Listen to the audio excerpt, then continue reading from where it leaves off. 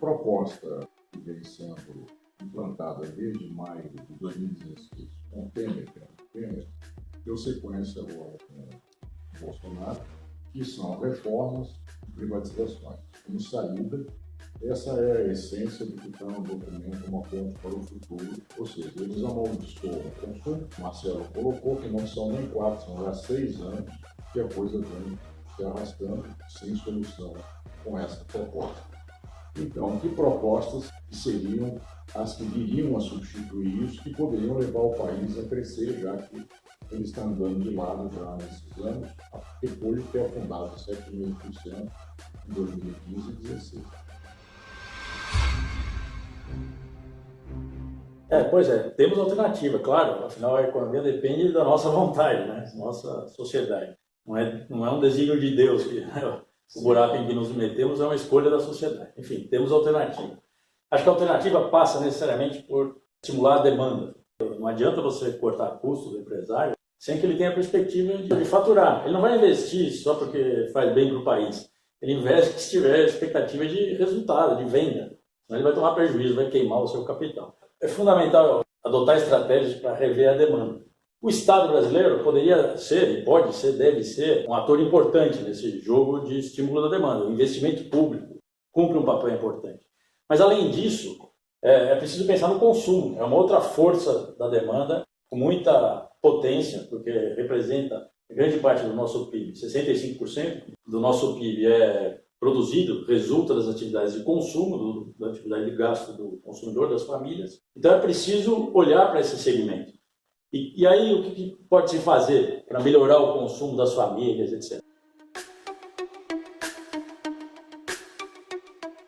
Uma primeira questão fundamental, que é uma vergonha, né, é a questão tributária. O Brasil precisa rever o seu sistema tributário, transformar um sistema que é altamente regressivo, ou seja, que faz com que os mais ricos paguem menos. Só para lembrar, o IPEA, né, o Instituto do Governo, um órgão oficial, fez uma pesquisa que os trabalhadores que ganham até 2 salários mínimos pagam, em média de imposto no Brasil, 32% da sua renda, gastam com impostos. As famílias que ganham mais de 20 salários mínimos, que dá hoje aí 20 mil reais, para arredondar, 21 mil reais, gastam apenas 21% em tributos. Pagam menos tributos do que o cara que ganha 2 salários mínimos. É um sistema tributário altamente injusto. Ao tirar imposto do consumo, ampliar o imposto sobre as altas rendas, imposto sobre riqueza, sobre grandes fortunas, você vai liberar recursos para aqueles que têm mais necessidade de consumo, são os pobres. Eu digo, até uma imagem talvez um pouco radical, mas embora o dinheiro que cai na conta de uma família pobre é igual jogar água na chapa quente, evapora na hora. E não é porque o sujeito é um gastão, um consumista, é porque ele precisa resolver uma série de carências que ele tem. Então, isso faz com que o dinheiro distribuído para a população mais pobre reverta, né, irrigue o resto da economia, porque esse dinheiro circula rapidamente. Já o dinheiro que vai para a casa dos sócios do Paulo Guedes fica depositado numa conta, sabe-se lá, na melhor das hipóteses no Brasil, na pior das hipóteses num banco fora do Brasil, e fica circulando no mundo das altas finanças. Não ativa, né, os canais, os vasos comunicantes da economia. Então, a reforma tributária acho que é uma primeira medida. Como é que se dá essa redução do impacto da tributação para o consumidor? Porque o pessoal fala, o que ganha de 2 salários mínimos tem lá uma percentual de 30% a 40%, por causa do consumo, por causa do produto. Mas podia traduzir de uma maneira mais didática? Só um exemplo assim, os governos estaduais no Brasil tributam basicamente 3 tipos de serviços, de produtos: combustíveis, eletricidade e telecomunicações. Telecomunicações está perdendo porque mudou muito esse mundo com as novas tecnologias. Mas, enfim, fortemente a receita do ICMS, que é a base da arrecadação dos governos do Estado, vem desses 3 segmentos. Esse é um grande veículo de arrecadação de tributos no Brasil. Ora, eletricidade, combustível, pesa no bolso de todo mundo. Então, são produtos que têm um consumo disseminado na sociedade, né, que pesam muito no bolso dos mais pobres e que têm tributação muito alta. Então é preciso reduzir esses impostos, chamados impostos indiretos, porque são indiretos porque não cobram direto no bolso do sujeito ou na renda do sujeito, está embutido no produto que ele consome, na gasolina que ele consome, na eletricidade que ele usa. É preciso reduzir esses impostos e compensar isso com outros tributos que sejam mais justos, tributos principalmente sobre a renda e sobre a riqueza. Ou seja, o cara que ganha mais de R$1 milhão por mês, poderia pagar um imposto de 40% sobre a sua renda. Ainda assim, nós seríamos um dos países que menos cobra. Se a gente cobrasse 40% sobre a renda de quem ganha mais de R$1 milhão por mês, eu estou dizendo, isso seria um grande avanço no Brasil e nós estaremos longe do sistema tributário sueco, europeu, que cobra muito mais. As taxas superiores de imposto de renda desses países, na Dinamarca é superior a 50%, enfim, sistemas bem mais progressistas do que o nosso. Mas isso é urgente.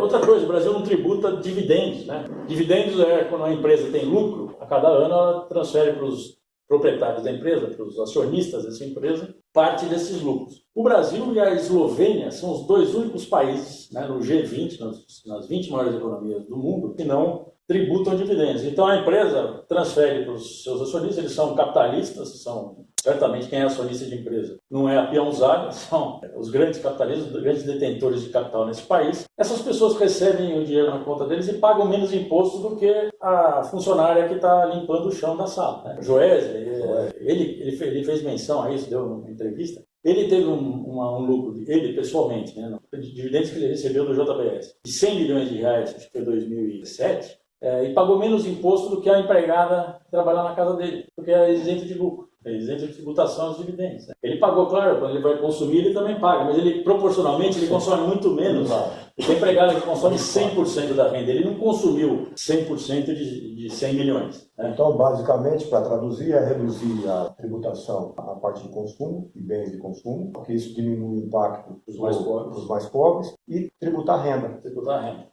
Renda e riqueza, patrimônio.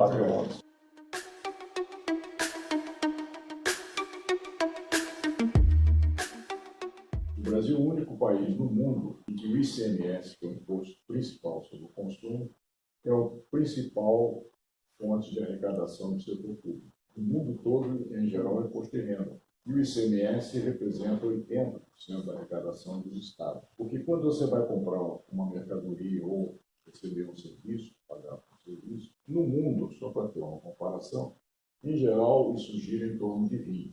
Quando você tributa demais o consumo, você sobe os preços da economia. Por isso que as pessoas não têm potência para consumir, porque são lesados pelo sistema tributário como ele está colocado. Sobra menos, né? Quer dizer, você deprime ainda mais a demanda por conta desse efeito. Vai contra o crescimento. Vai contra o crescimento.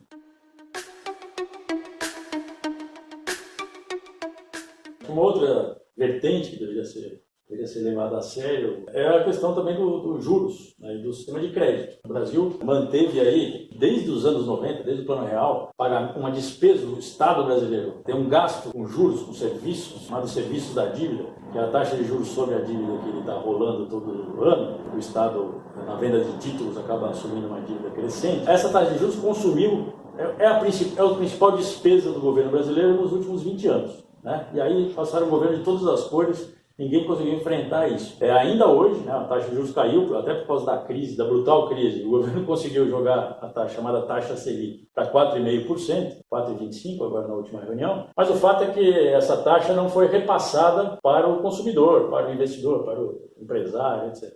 Você vai nos grandes bancos do Brasil, eles estão cobrando taxas anuais aí na ordem de 300% para o consumidor. Isso também é uma jabuticaba, né? Isso não existe em lugar nenhum. Países da periferia têm taxas de juros menores do que a nossa. Como entender isso, né?